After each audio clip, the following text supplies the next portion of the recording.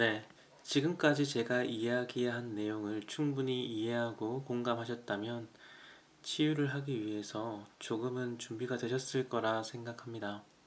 우리가 방향이 만약 올바르다면 늦더라도 도착할 수 있을 거예요. 그렇기 때문에 몇 번이고 핵심적인 내용을 반복해서 읽는다면 반드시 큰 도움이 되실 겁니다. 그래서 오늘은 실제로 치유를 하는 데 있어서 필요한 내용을 핵심을 한번 요약해서 말씀드려 보려고 합니다.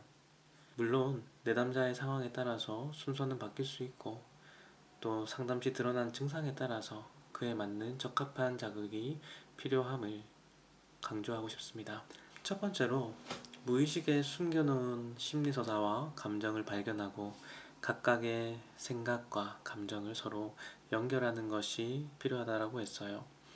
올바른 생각에 올바른 감정을 연결하여서 그동안 회피하거나 억압했던 부분을 보수하는 겁니다. 이를 통해서 그동안 구멍이 나서 새고 있었던 어떤 물줄기를 우리가 다시 메우는 거예요. 이를 위해 몰입된 상황에서 과거의 장면으로 들어가 감춰놓은 심리서사와 감정을 발견하고 올바르게 연결하여서 재경험하는 과정이 필요합니다. 이는 단순히 과거의 장면을 바꾸는 게 아니에요. 제가 앞에서 말했듯이 무의식은 상징으로 이루어져 있다고 했죠. 과거의 장면을 그냥 실제로 있었던 장면이라고 생각하지 말고 그 장면이 상징하는 말을 해석할 수 있어야 됩니다. 그 상징적 상황 속에서 내가 억압해야만 했던 감정과 고정된 생각을 찾아내는 거예요. 이러한 상담 전략을 통해서 내담자가 새로운 해석을 하도록 도울 수 있을 겁니다. 혹은 고정된 신념을 유연하게 바꿀 수 있는 시도를 해볼 수 있을 거예요. 그래서 자신이 강박을 선택해야만 했던 무의식적인 원인을 스스로 발견하고 통찰할 수 있다면 가장 좋을 겁니다.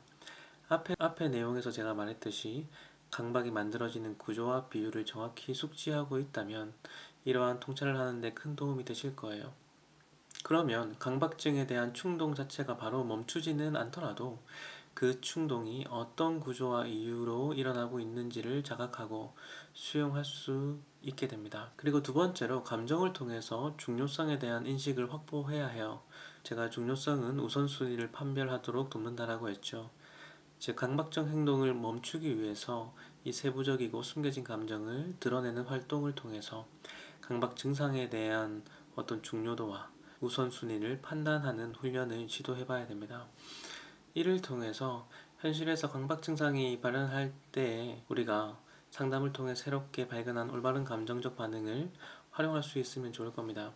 현재 느끼는 불안이 강박 증상 때문이라고 생각하는 마음에 반기를 드는 것이죠. 내가 강박 증상 때문에 이 불안을 느끼는 것이 아니라 사실은 이미 불안이 있었고 그 불안에 대한 이유로 강박을 내가 회피 지점으로 선택했다라는 것에 대한 인식입니다. 우리가 올바르게 느껴야 될 감정을 통해서 그러한 증상과 나를 재인식하고 분리하는 작업을 도울 수 있을 거예요.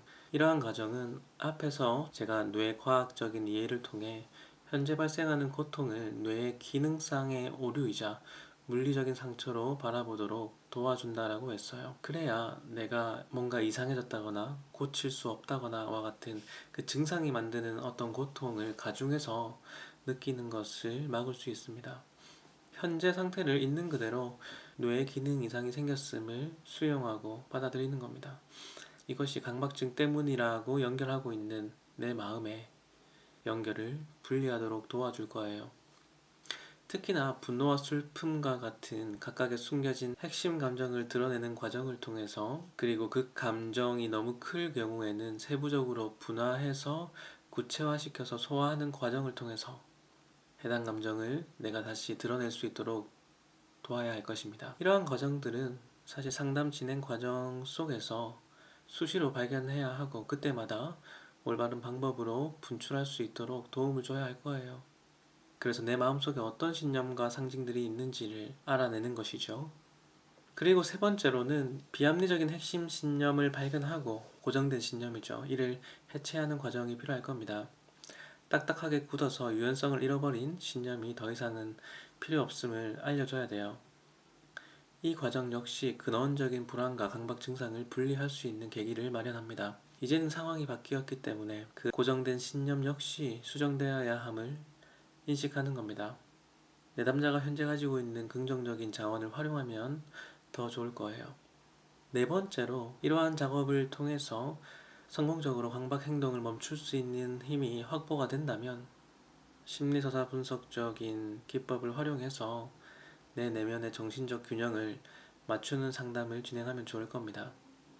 내가 가진 사회적 가면인 페르소나나 억압된 욕망인 그림자, 그리고 내 안에 여성성, 남성성, 그리고 본성과 같은 각각의 원형들이 불필요하게 팽창되고 억압되어 있는 그 과정을 내가 인식함으로 해서 내 정신균형을 맞추는 작업을 진행하면 좋을 겁니다. 그리고 마지막으로 일상생활에서의 코칭이 필요할 거예요. 그동안 비합리적인 핵심 생각으로 인해서 파생되어진 많은 부수적인 신념들이 있을 겁니다. 완벽주의나 전념, 의심과 같은 잘못되고 비합리적인 심리서사들을 처리하고 재편하는 과정이죠. 제가 앞에서 이야기한 5가지 마음을 챙기는 방법이나 유연하게 생각을 바꾸는 연습 등을 통해서, 그리고 거짓된 이유가 아니라 진실된 이유를 선택하는 그 과정을 통해서, 그리고 과거 스스로 실패라고 규정했던 부분이 지금은 사실이 아님을 마음으로 받아들이는 작업을 통해서 현실에서의 행동 지침을 정하고 그동안 잃어버린 주체성과 책임감을 기르고 자신이 원하는 것을 발견하고 실행하는 행동 코칭이 필요할 것이에요.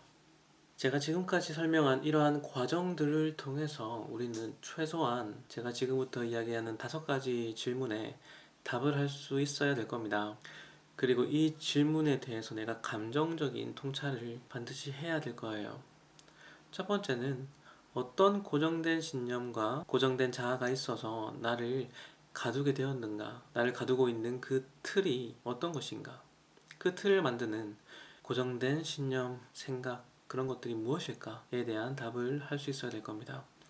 그리고 두 번째는, 나는 도대체 어떤 핵심적인 감정을 억압하고 숨기고 있었을까에 대한 답을 할 수 있어야 될 거예요. 그리고 세 번째로, 내가 처음 이 강박을 시작하게 된 발화 순간, 그리고 그 순간이 상징하는 것이 무엇인가에 대한 이해가 되어야 될 겁니다.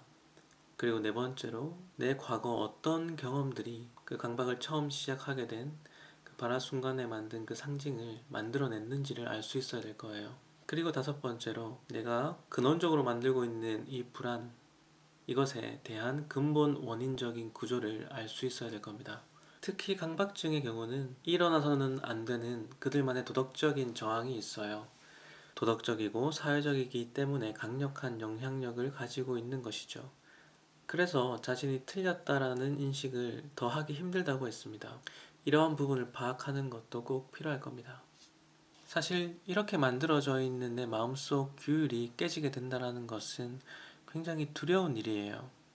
나의 내면에는 하고 싶고 해야만 하는 이상적인 모델이 있고, 반대로 절대로 해서는 안 되는 고정된 마음이 있습니다. 자신의 도덕적 기준에 맞지 않는 행동을 우리가 거부할 수밖에 없듯이 절대로 해서는 안 될 일이 있다는 거예요.